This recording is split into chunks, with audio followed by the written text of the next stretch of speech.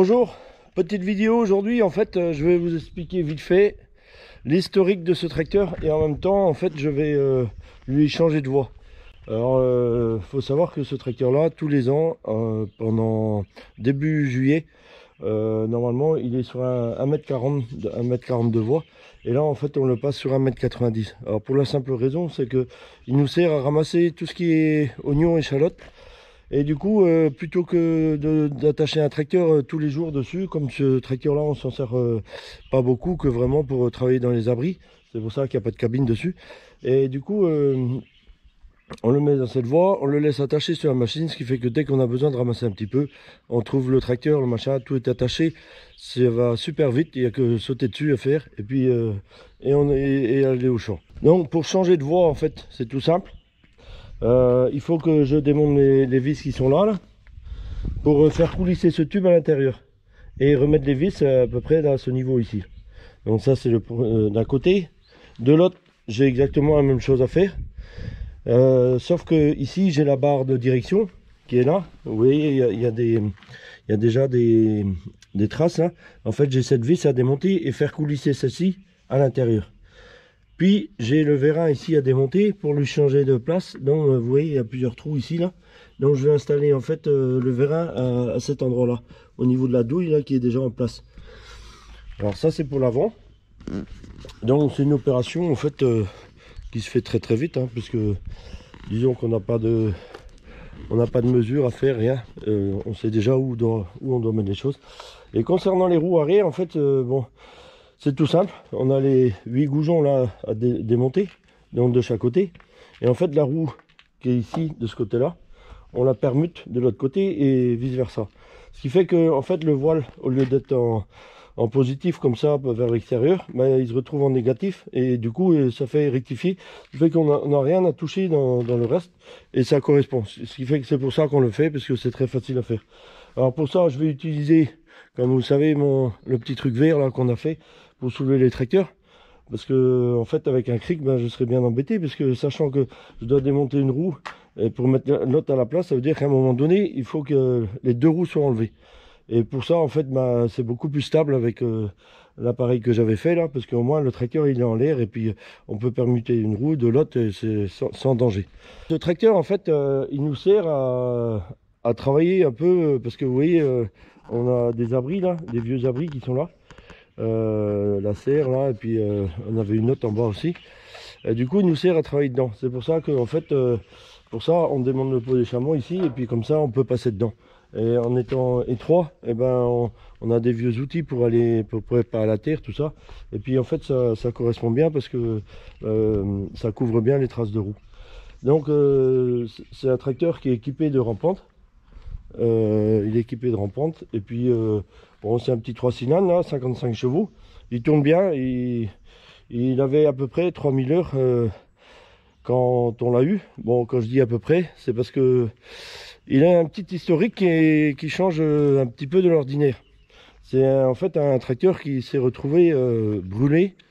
Donc quand je dis brûlé, c'est que il y a d'autres à côté qui ont pris feu et qui ont transmis le feu à ce tracteur-ci. Donc vous allez voir, je vais vous mettre des photos. Ça fait à peu près 5 ans qu'on l'a retapé. Je vais vous mettre des photos et vous allez voir que en fait, donc dans toute la partie arrière, là, vous verrez que en fait il reste plus rien. Moi, ça avait chauffé la ferraille et à partir de là, après, le fait de rester dehors pendant 4 ans au minimum, la ferraille a pourri. Du coup, le fait d'avoir eu du feu, le feu sur électrique il a cramé. Le feu, en fait, il est rentré par là. Donc la roue a dû prendre feu et puis en fait le feu a pris et puis bon, du coup ça a transmis le feu dans la cabine et dans le faisceau. Donc c'est pour ça, je vais vous montrer quelques photos en fait, parce que j'avais pris quelques photos avant de démonter pour avoir des petits repères. Bon, évidemment le faisceau il n'était pas récupérable parce que bon, il avait fondu. Les ailes c'est pareil. Bon, j'ai refait des nouvelles. Donc j'ai refait des nouvelles dans lesquelles j'ai incorporé des feux pour protéger les feux. En fait, j'ai fait rentrer les supports à l'intérieur de manière à ce que quand on travaille dans les abris, des fois on a des poteaux, des choses, hein, puis au moins que ça protège bien. Donc j'avais fait un petit retour là aussi. J'avais récupéré en fait les fixations de l'ancienne qui étaient à la base.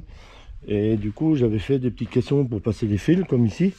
Et ici j'avais mis des feux à LED. Donc j'avais en fait tout simplement plié une tôle, et une tôle épaisse que j'avais mis de manière à ce que ce soit super solide. Et puis bon, comme en fait il y a le réservoir qui rejoint les deux, et ben comme ça va, c'est super costaud. Et donc ici même j'avais fait un caisson pour pouvoir ici là on voit bien un petit caisson en dessous là, pour pouvoir installer un accélérateur à main ici là. Donc j'avais logé dans l'aile. Bon en fait c'était la première fois que j'ai fait ces ailes là, c'est on venait de changer de poste à soudure, et du coup je m'étais entraîné dessus pour apprendre à connaître le poste un petit peu. Et du coup j'ai soudé ces ailes là avec c'est les premières opérations que j'ai fait avec le poste.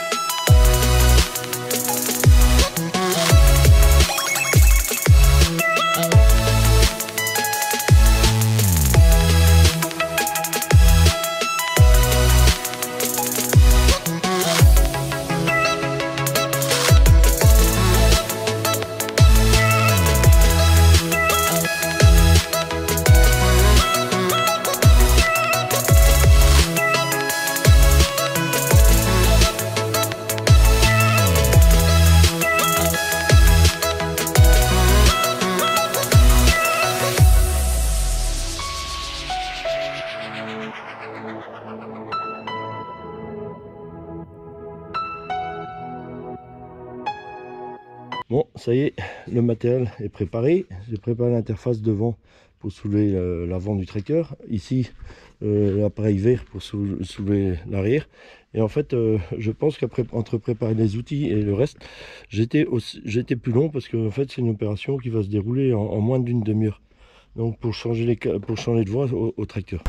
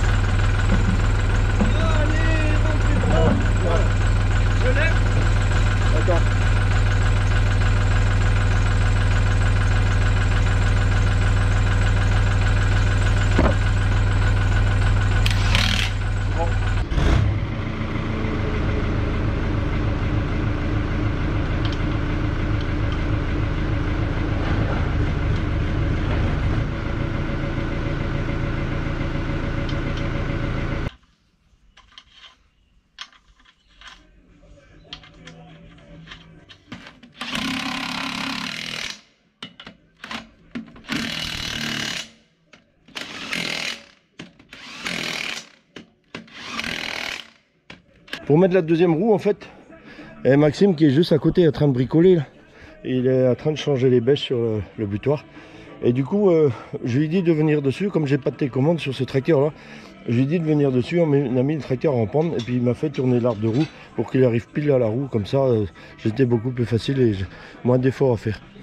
En fait ici, on a les bêches ici qui sont mortes et vous voyez celles qui sont derrière les roues, c'est encore pire. Donc en fait on va mettre des neuves là, parce qu'on va attaquer la saison de butage et du coup on va les changer toutes. Donc pour ça on met des plus grosses là, derrière les roues. Et on va mettre des plus petites là, au niveau de... On voit la différence qu'il y a entre les deux là. Et ça fait une petite comme...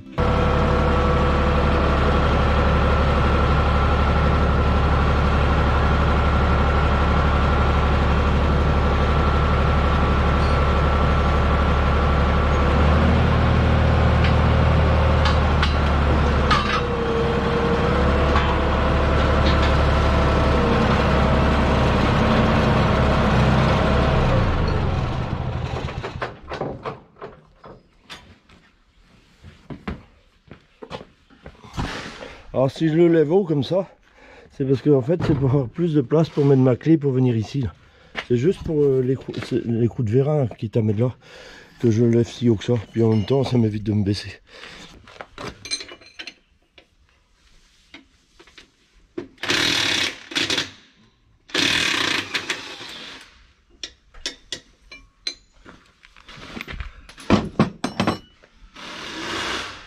Alors en fait ici je vais chasser l'axe avec une douille parce qu'en fait j'ai un graisseur juste au bout là sur l'axe et du coup ça me permet d'éviter de l'abîmer, d'éviter de le démonter.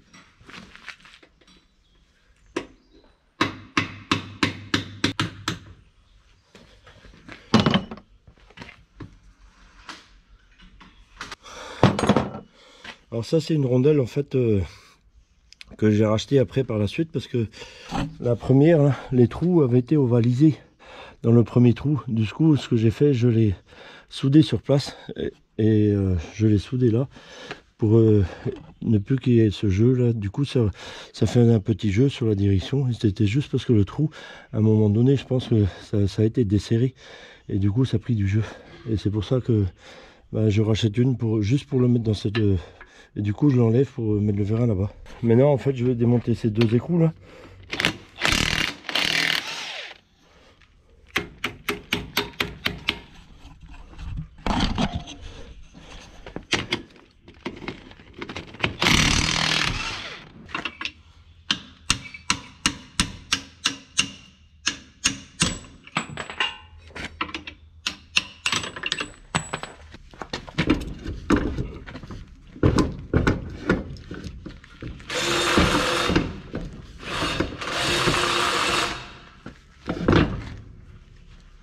Bon, il était temps de les changer quand même. Vous voyez la différence. Bon, je pense pas que c'était des grands comme ça. Je pense que c'était des petits de ce modèle là qu'on avait mis. Mais ça n'empêche. Vous voyez ce qui manque là. Et l'important c'est que cette bêche là fait la moitié du travail par rapport pour le tour à disque. Maintenant en fait il nous reste tous les vérins à poncer là parce qu'on met de la graisse dessus. La graisse est arrivée dure. Le problème c'est qu'ici on est en bord de mer et toutes les tiges chromées comme ça elles ont tendance à piquer à passer l'hiver.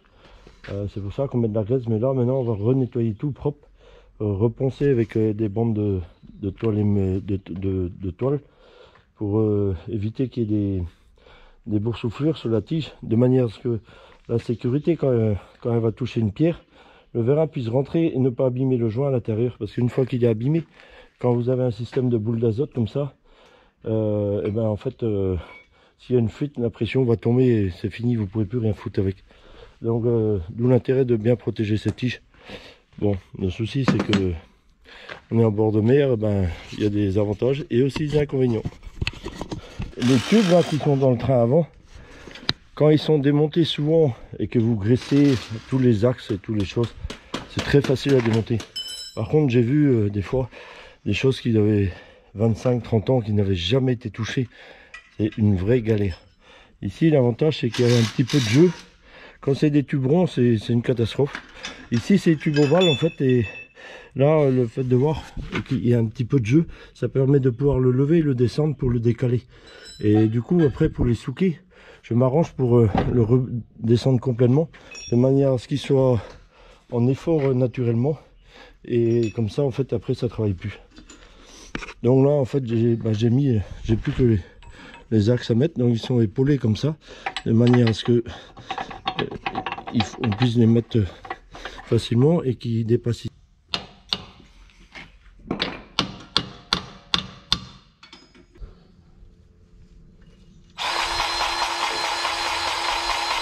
Alors maintenant, en fait, il ne reste plus qu'à tirer la graisse que j'ai sur les mains, baisser le tracteur et serrer. Bon, ça y est, on l'a rapetissé. Donc là, en fait, il est sur 1m40 comme je vous ai dit. J'ai contrôlé le parallélisme, bon c'est nickel, il n'y a pas à toucher en fait. Et puis le reste, bon bah c'est normal.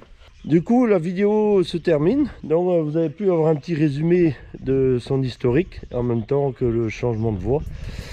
Du coup je vous dis, je vous souhaite un très bon week-end et je vous dis à plus.